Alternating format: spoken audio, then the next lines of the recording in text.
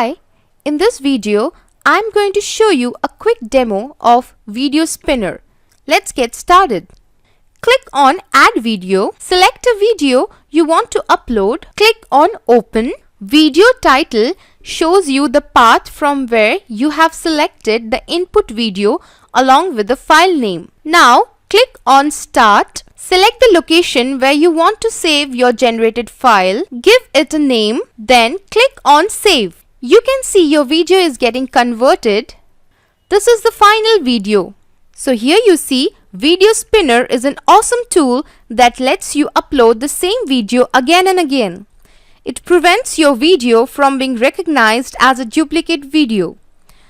How does Video Spinner do it?